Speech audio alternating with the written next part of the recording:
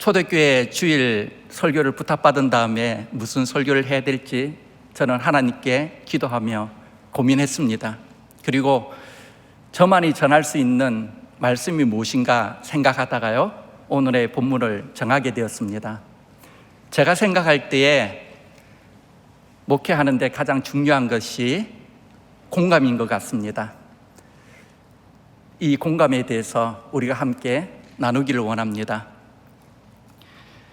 MIT 슬로운 경영대학의 석학 교수로 있는 에드가 샤인이 쓴 리더의 질문법이라는 책에 보면은요, 조직에 있어서 가장 중요한 것이 무엇이냐 하면 소통이라 말합니다.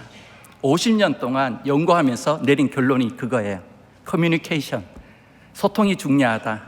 리더는 조직원들과 무엇보다도 소통이 중요한데 얼마나 소통을 잘하느냐에 따라서 경영 성과가 좌우된다라고 말했습니다.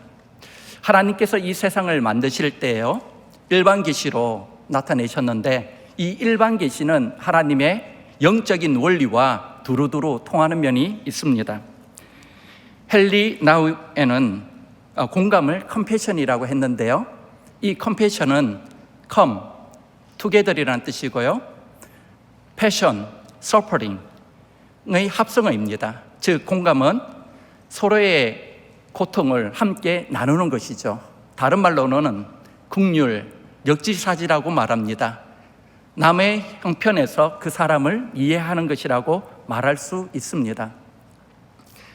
성경에서 공감을 가장 잘하는 사람들이 많이 나오는데요, 그 중에 한 사람을 뽑으라면 예레미야를 뽑을 수 있습니다. 오늘 저는 여러분과 함께 예레미야가 가졌던 그 공감에 대해서 생각하며 은혜를 함께 나누기를 원합니다. 예레미야 8장 18절은 예레미야의 근심으로 시작하고 있습니다. 예레미야 8장 18절을 우리가 함께 읽겠습니다. 슬프다 나의 근심이여, 어떻게 위로를 받을 수 있을까? 내 마음이 병들었도다. 예레미야는 근심 속에서 그 마음이 병들 정도로 슬픈 가운데 있습니다. 예레미야 8장 21절도 우리 함께 읽어보겠습니다. 딸 내 백성이 상하였으므로 나도 상하며 슬퍼하며 놀라움에 잡혔도다. 여기서도 예레미야는 나도 상하며 슬퍼한다고 말하고 있습니다. 예레미야는 탄식 속에 있습니다. 여러분, 우리가 이 땅에 살아가면서 저와 여러분 우리 모두가 탄식하며 슬픈 가운데 있습니다. 특별히 예레미야처럼 하나님 앞에 내 자신을 헌신한 사람은요, 더욱 감춰진 눈물이 있습니다. 여러분, 제가 한 가지 질문을 드리기를 원하는데요, 그렇게 믿는 분들만 아멘이라고 대답해 보시길 바랍니다. 여러분은 하나님께서 이 세상을 말씀으로 창조하셨고 그 말씀은 생명이라고 믿으십니까? 네. 하나님께서 빛이 있으라 하시니 빛이 있었습니다. 만물은 하나님께 순종했습니다. 그러나 예레미야가 말씀을 선포할 때에요, 이스라엘 백성들은 불순종하고 하나님께 돌아오지 않았습니다. 예레미야 7장에 보면은 전 가족이 우상을 섬기는 일에 몰두하고 있습니다. 자녀는 땔감을 주워오고요, 아버지는 나무에 불을 붙이고 있고, 어머니는 우상에게 바칠 과자를 만들기 위해서 반죽을 하고 있습니다. 온 가족이 우상을 섬기는 일에 몰두를 하고 있어요. 이 가족이 하나님을 섬기지 않는 가족일까요? 아니에요. 그들은 하나님을 섬기는 사람입니다. 또 한편으로는 우상도 섬겨요. 왜냐? 우상이 자기에게 생명을 주고 번영을 주고 행복을 준다고 그들은 믿기 때문입니다. 이런 종교적인 혼합주의가 그들의 신앙의 실체입니다. 그들은 하나님의 말씀을 사랑하지만 하나님의 말씀을 순종하지는 않았습니다. 그들은 하나님의 말씀에 변화를 받는 척은 했지만 그들은 변화되지가 않았습니다. 그들은 하나님의 말씀을 들으면서 자신의 삶에서 열매를 맺지 못했습니다. 그들은 종교인이었습니다. 예레미야는 이런 이스라엘의 영적인 상태를 보면서 안타까워서 탄식을 하고 있는 것입니다. 예레미야 8장 16절에 보면 하나님께서 북쪽에서부터 말이 우는 소리를 들려줍니다. 탄식하며 눈물이 나는 그 상황에서 하나님께서는 다른 소리를 들려주셔요. 그게 뭐냐면 저 북쪽에서부터 말들이 달려오며 이스라엘을 심판하시는 하나님의 메시지가 그 안에 담겨져 있습니다. 이 메시지를 듣는 예레미야는 얼마나 고통스럽겠습니까? 그 슬픔과 고통 가운데 그는 이스라엘 백성들에게 하나님의 심판을 선포하고 있는데 어느 누가 예레미야의 설교를 좋아하겠습니까? 예레미야의 사역에는 열매가 없습니다. 예레미야 1장 10절 말씀입니다. 우리 함께 읽어보겠습니다. 보라, 내가 오늘 너를 여러 나라와 여러 왕국 위에 세워 내가 그것들을 뽑고 파괴하며 파멸하며 넘어뜨리고 건설하고 심게 하였느니라 하시니라. 아멘. 여기 보면 예레미야의 사역을 6가지 동사로 설명하고 있거든요. 그 중에서 뽑고 파괴하다, 파멸하다, 넘어뜨리다, 이 4가지 동사가 부정적인 의미입니다. 긍정적인 단어는요, 건설하다, 심다 2단어밖에 없어요.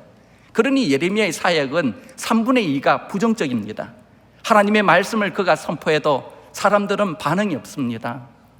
변화가 되지 않습니다. 그러니 그의 마음속에는 탄식이 있을 수 있죠. 예레미야 5장에 가면 하나님께서 예레미야에게 사명을 주십니다. 너는 이스라엘이 있는 그 예루살렘에 가서 그들의 가운데 나를 찾는 자, 정의와 공의를 행하는 사람 단 한 사람이라도 찾으면 나는 이 땅을 멸하지 않겠다고 하나님께서 약속하셨습니다. 예레미야는 하나님의 말씀을 가지고 열심히 찾아졌는데 한 사람도 찾을 수가 없었습니다. 하나님의 심판이 다가오는데 그는 의인을 찾을 수 없었습니다. 모두가 형식적으로 신앙생활을 하지 진심을 담아서 하나님을 찾는 사람이 한 사람도 없었다는 것입니다. 우리 신앙은 어떻습니까? 하나님이 우리를 보실 때 우리 신앙은 진짜입니까? 아니면 가짜입니까? 하나님을 섬기면서 또 다른 한편으로는 우리는 넓은 길로 가고 있지 않습니까? 예수 그리스도의 제자는 좁고 험준한 길, 십자가의 길을 눈물을 흘리며 따라가야 합니다. 우리의 신앙이 진짜라면 이 고난의 길을 갈 수 있어야 합니다. 예수님께서 말씀하셨어요. 높아지려고 하는 자는 낮아져야 하리라. 나중된 자가 먼저 되리라고 주님께서는 말씀하셨습니다. 우리가 얼마나 예수님의 말씀에 순종하고 있는지 살펴봐야 합니다. 의인의 슬픔이 우리에게 없다면 우리의 신앙은 가짜입니다. 예수님께서 말씀하셨죠. 애통하는 자는 복이 있나니 저희가 위로를 받을 것이며, 오늘 말씀의 첫 번째 교훈은 애통하는 자가 복이 있습니다. 오늘 이 아침에 저와 여러분이 애통의 복이 있기를 주님의 이름으로 축복합니다. 예레미야 8장 18절은 예레미야의 탄식으로 시작하다가 예레미야 8장 19절 상반절에 보면은 이스라엘 백성의 탄식으로 바뀌고 있습니다. 예레미야 8장 19절 상반절입니다. 딸, 내 백성의 심이 먼 땅에서 부르짖는 소리로다. 여호와께서 시온에 계시지 아니한가? 그의 왕이 그 가운데 계시지 아니한가? 이스라엘 백성들은 하나님 앞에서 구원이 있고 하나님이 우리와 함께 하신다면 왜 우리 안에 이런 고난과 아픔이 있는가? 그들은 이해할 수가 없었습니다. 하나님이 함께하면 구원이 있어야 한다고 그들은 생각했죠. 그 당시에 그들이 붙잡고 있는 것이 2가지 사상이 있습니다. 첫 번째가 시온주의고요, 2번째가 다윗 왕조입니다.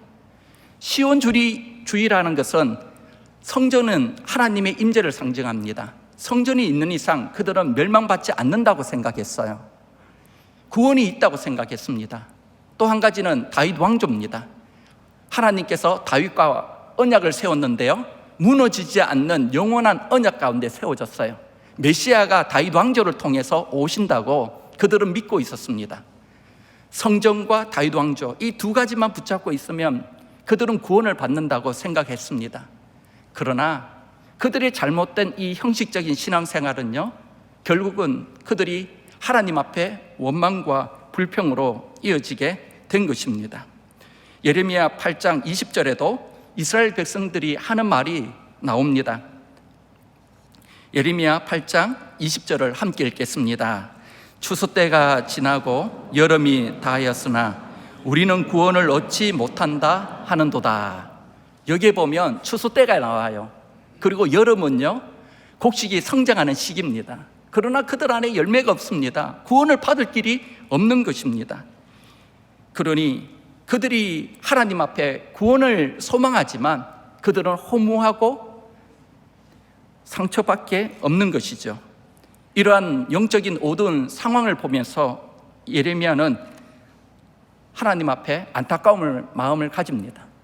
그들이 이렇게 문제가 있으면 자신의 죄를 회개하며 하나님께 돌아가야 되는데 그들은 돌아가지가 않습니다.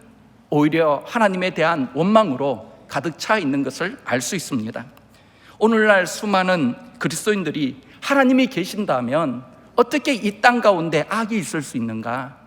하나님이 계신다면 어떻게 이 땅에 불의가 있고 전쟁이 있으며 총기사교와 마약과 인종차별이 있을 수 있는가?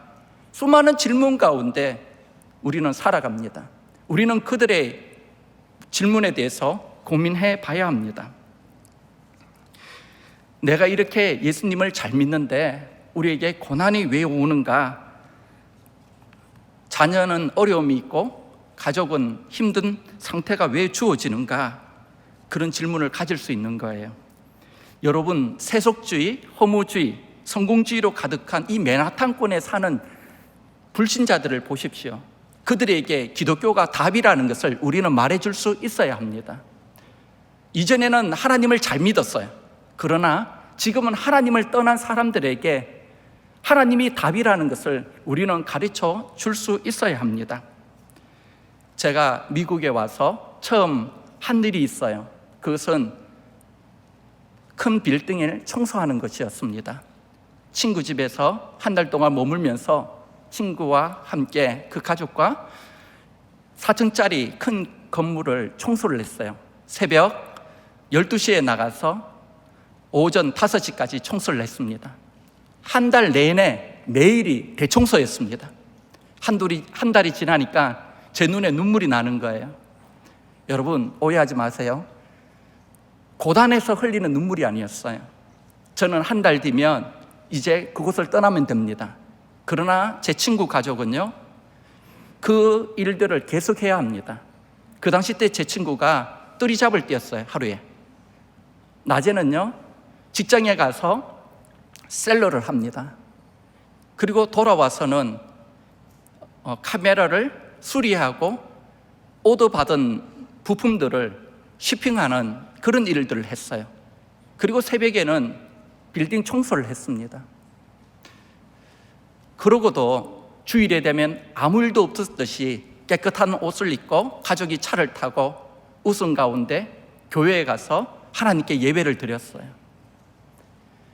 그들이 드리는 그 예배는요, 그들의 삶의 목적이며 행복이었고 이유였습니다. 그렇게 힘들게 살아가는 이민자들의 삶들, 애환들을 저는 공감할 수 있게 되었습니다.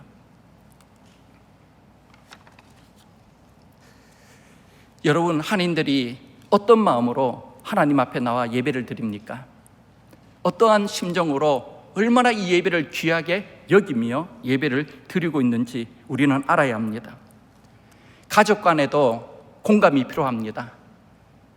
이전에 제 아내가 처음 직장에 나갔을 때 나중에 저와 대화한 적이 있습니다. 한 번은 제 아내가 그래요. 여보, 나 직장에 더 이상 못 다닐 것 같아요. 이직을 해야 될 것 같아. 누군가 나를 괴롭히는데 나 못 다닐 것 같아. 여보, 그게 당신이 문제야. 당신이 좀 더 견뎌야 되는데 그러지 못하니까 분명히 그 사람들이 그랬을 거야. 버텨. 그게 하나님의 뜻이야. 그렇게 말하지 않았어요. 네, 그렇게 말하지 않았어요. 오해하지 마세요. 네. 여보, 당신을 괴롭히는 그 사람들 누군지 내게 명단을 다 적어와. 응? 내가 가만히 있지 않겠어. 제 아내가 저를 보면서 말해요. 그럼 어쩌려고? 내가 새벽기도 나가서 그 사람들을 위해서 뜨겁게 기도할게. 그 사람들이 당신을 사랑할 수 있도록 만들고 그 사람들이 예수 믿도록 만들게. 그때 제 아내가 저를 물끄러미 보면서 말합니다. 당신은 어떻게 그렇게 입만 살아서 얘기하는 거야.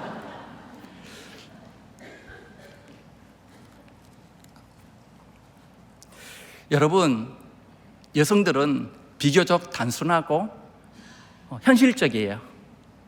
사랑한다, 감사하다, 미안하다, 용서해줘. 이 네 마디면요, 마음이 다 녹습니다. 몇 달 전에 저희 교회에 다니시는 여 집사님께서 딸이 있는 교회로 이전했어요. 그리고 몇 주 전에는 손녀딸과 함께 저희 교회에 왔어요. 저희 장로님이 그 집사님을 보면서 눈물을 주르르 흘리는 거예요. 왜 이제 왔어? 얼마나 기다렸는데. 막 우시는데 저는 그때 예수님이 우리 교회에 오신 줄 알았어요. 공감이 되는 거예요. 한 영혼이 얼마나 소중한지 우리는 공감을 할 수 있습니다. 예배가 끝나고 친교를 하는데요, 본인이 얘기를 해요. 차 타고 가다가 문득 우리 교회에 오고 싶어서 핸들을 돌려서 교회 오게 됐는 거예요.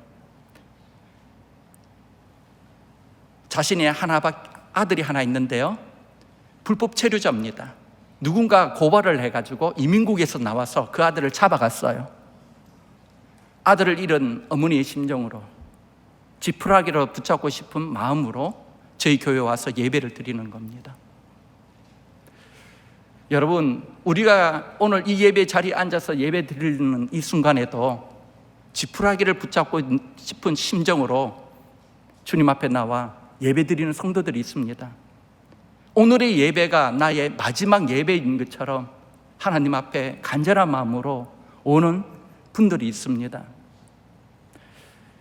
하나님의 도움 없이는 살 수 없다는 그런 마음으로 오는 분들이 있어요. 우리는 그분들을 이해할 수 있어야 합니다. 오늘 이웃 교회 목사님들을 초청해서 이렇게 말씀을 듣는 여러분들을 저는 정말 자랑스럽습니다. 왜냐하면 이웃교회 목사님들은 여러분의 상황이 어떤지 몰라요. 그래서 행여나 그 말씀을 전할 때 상처가 될 수 있거든요. 그런데도 불구하고 이렇게 강단을 오픈해 주는 것은 큰 용기입니다. 제가 올 때 목표를 세웠어요. 누만 되지 않자, 민폐만 되지 않는 것이 목적이다. 이런 마음으로 오게 되었습니다. 여러분은 작은 교회 성도들의 그 눈물과 아픔을 이해해야 합니다. 저희 교회는요, 서울 사랑의 교회에서 만났어요. 그 당시 때 오카람 목사님께서 사역하셨는데요, 오카람 목사님이 사역할 때 수많은 사람들이 교회에 몰려왔어요. 일부는요, 목사님 이제 우리 교회가 증축을 해야 됩니다. 그리고 이 사람들을 다 받아줘야 됩니다 라고 얘기했을 때 오카람 목사님은 아니라고 얘기했어요. 우리 교회가 더 크게 지으면 주위에 있는 이웃교회, 작은 교회들은 다 없어질 거고 우리 교회만 남을 것이다. 그것을 하나님께서 기뻐하지 않는다라고 생각하셨어요. 그 사랑의 교회에는 가난한 자들이 있습니다. 그 중에는 단칸방에 사는 성도들도 있어요. 힘들고 어렵게 눈치 보면서 교회에 오는 성도들도 있습니다. 옥하는 목사님은 그분들을 마음에 두고 목회를 하셨습니다. 로마서 12장 15절을 함께 읽겠습니다.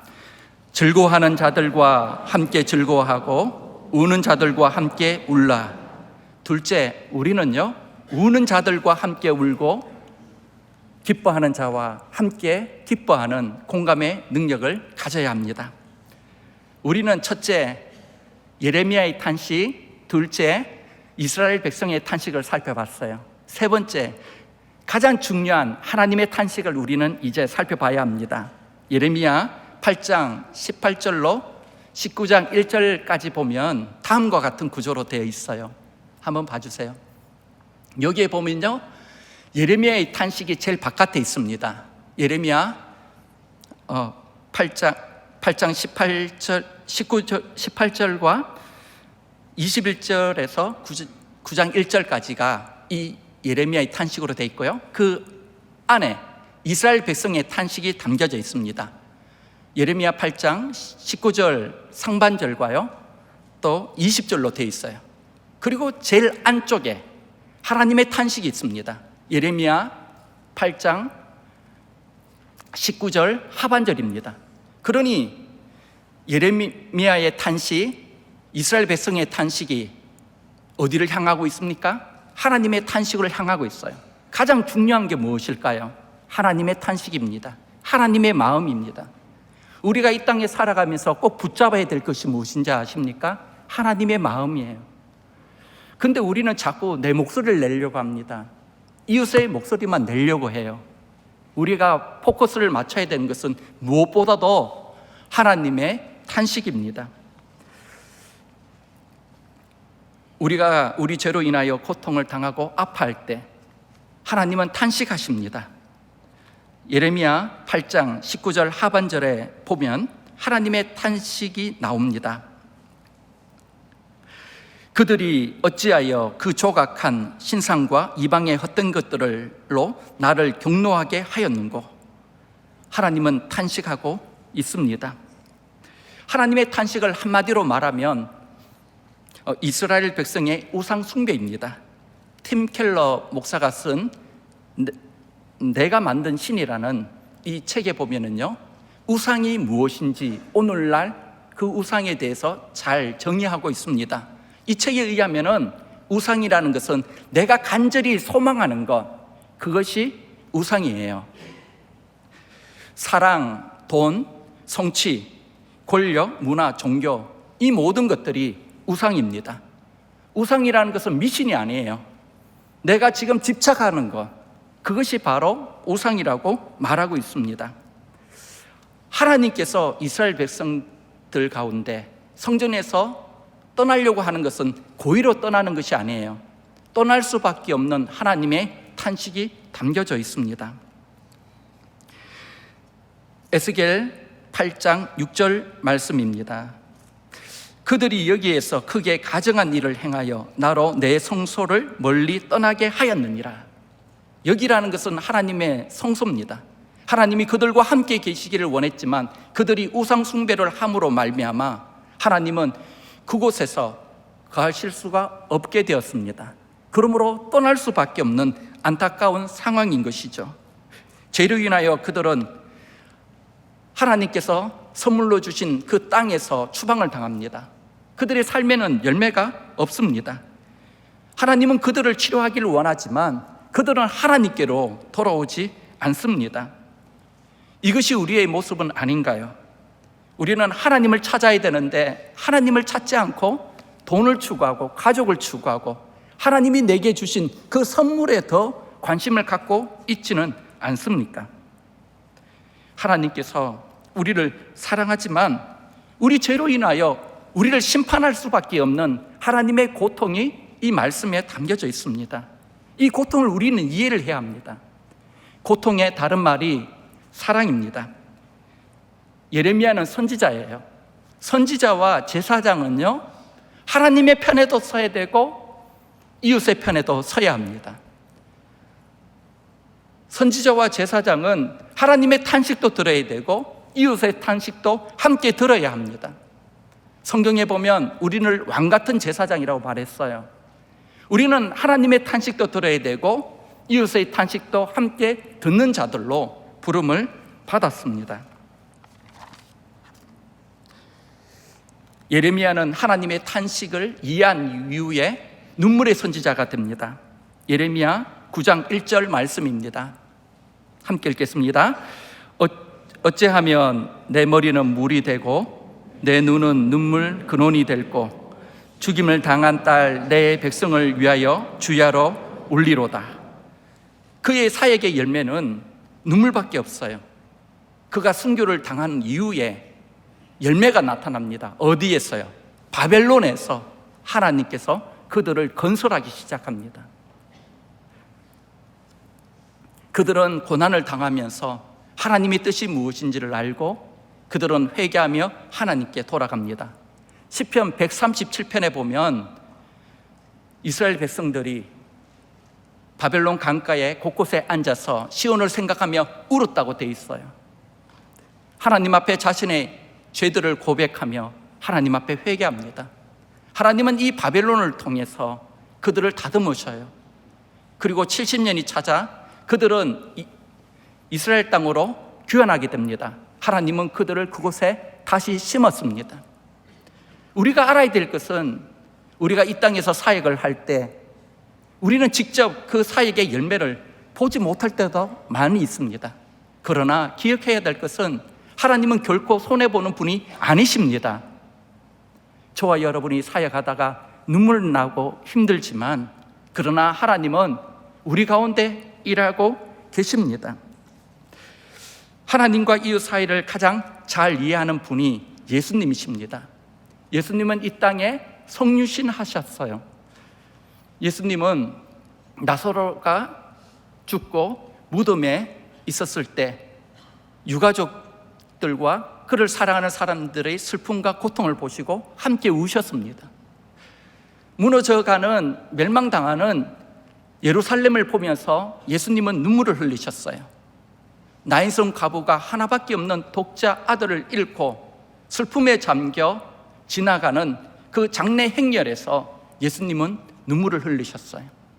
예수님이 십자가에 못 박히기 그 첫날에 예수님은 겟세마네 동산에서 땀방울이 핏방울이 되도록 기도하셨습니다. 제자들을 위해서 기도하셨어요. 세상을 위해서 기도하셨습니다. 하나님의 뜻을 이루기 위해서 예수님은 기도하셨어요. 그리고 나서 비장한 마음으로 무거운 발걸음으로 십자가를 향하여 올라가셨습니다. 십자가에 매달리신 채 예수님은 말씀하십니다. 엘리 엘리 라막 사박다니, 하나님이여 어찌하여 나를 버리시나이까.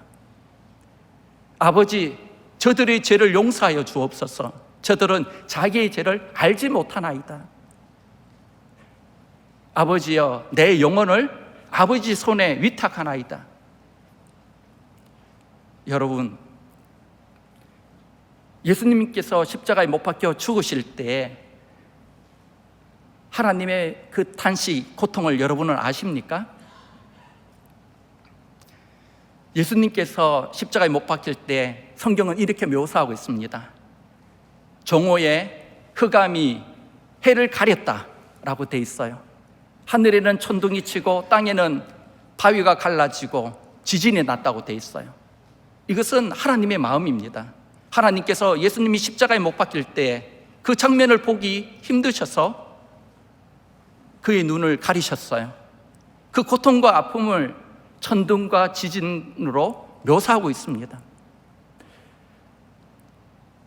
예수님께서 부활하신 이후 하나님 우편에서 저와 여러분을 위해서 중보기도 하시고 하늘과 땅을 다스리고 계십니다. 오늘 우리가 우리의 죄를 회개하고 주님 앞에 돌아간다면 하나님께서는 그 십자가의 은혜로 우리를 용서해 주시고 치료해 주시고 구원해 주실 줄 믿습니다. 여러분, 더 이상 종교인으로 남지 마십시오. 더 이상 자녀들을 교회에 내버려 두고 볼일 보러 가지 마십시오. 내가 대화하면서 비대면으로 예배 드리는 것이 하나님이 기뻐하시는 예배라고 착각하지 마시기를 바랍니다. 하나님은 그런 형식적인 성전들을 다 무너뜨리십니다. 건물이 성전이 아니라 저와 여러분이 성전입니다. 하나님이 찾으시는 그 한 사람이 바로 저와 여러분이 될 수 있기를 바랍니다. 예수님은 하나님과 이웃을 가장 이해를 하셨어요. 오늘 이 자리에 예수님을 영접하고자 하는 분들이 계십니까? 예수님을 믿으십시오. 그러면 주님께서 여러분을 치료해 주시고 구원해 주시고 여러분과 함께 해 주실 줄 믿습니다. 히브리서 2장 18절에 보면은 예수님이 고난을 당하셨은즉 시험 당한 자를 능히 도우시니라 라고 말하고 있습니다. 셋째, 우리는 예레미야처럼 하나님과 이웃 사이에 연결하는 그리스도의 제자가 되어야 합니다. 말씀을 맺겠습니다. 여러분은 이민 생활하면서 탄식과 고통 속에 있지 않습니까? 우리는요, 나의 탄식을 뛰어넘어 이웃의 탄식, 하나님의 탄식으로 나아가야 합니다. 내가 얼마나 영적으로 성숙한가, 깊은 영성을 가졌냐는 이 질문은요, 내가 얼마나 하나님과 이웃에 대한 공감의 능력을 가졌느냐는 질문과 동일합니다. 우리는 예수님처럼, 예레미야처럼 가족과 세상과 교회와 이 사회와 이 가운데에 공감의 능력을 갖고 서로를 불쌍히 여기며 사는 저와 여러분이 다 될 수 있기를 주님의 이름으로 축복합니다.